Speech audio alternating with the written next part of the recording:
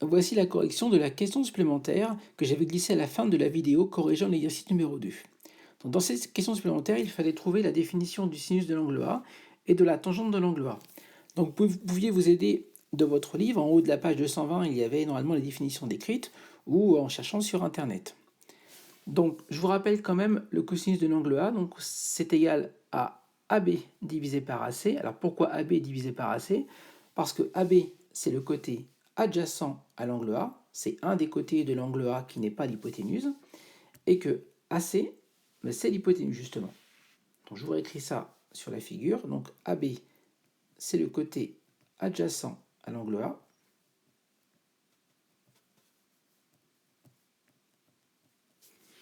Et AC, c'est l'hypoténuse.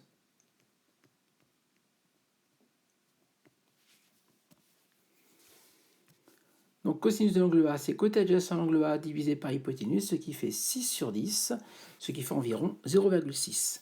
Et avec ce cosinus de l'angle A qui est égal à 0,6, on avait utilisé la fonction arc-cosinus qui nous a permis de retrouver la mesure de l'angle 53 degrés. Donc ça, c'était pour vous rappeler ce qu'on avait fait.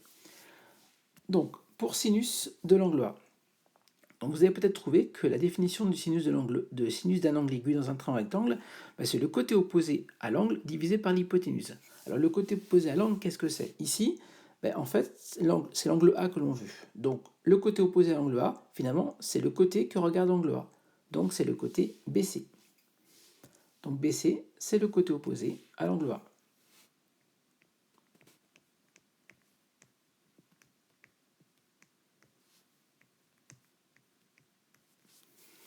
Donc le sinus de l'angle A, c'est égal à BC divisé par l'hypoténuse qui est AC.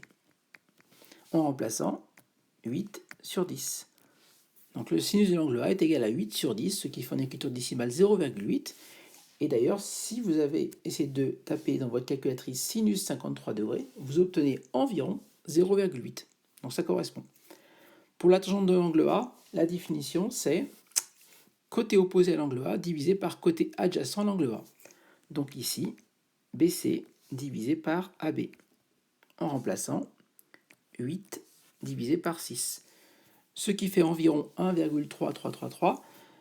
Et peut-être aussi en vérifiant avec votre calculatrice, si vous tapez tangente de 53 degrés, vous trouvez aussi environ 1,33, enfin plutôt 1,32, mais après il y a un 7, donc c'est proche de 8 sur 6. Donc voici les définitions des formules trigonométriques à connaître dans un triangle rectangle, donc cosinus de l'angle A, sinus de l'angle A et tangente de l'angle A.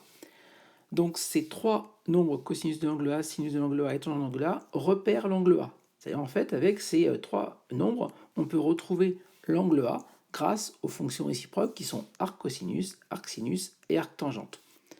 Donc on pourrait se demander pourquoi avoir trois nombres qui permettent de retrouver l'angle A, peut-être pour vérifier, mais aussi parce que dans certains exercices, on ne va pas connaître toutes les longueurs des côtés d'un triangle rectangle, donc il va falloir choisir la formule qui est la plus appropriée pour retrouver l'angle demandé. Donc ça sera plutôt l'objet de prochains exercices que je vous donnerai à faire.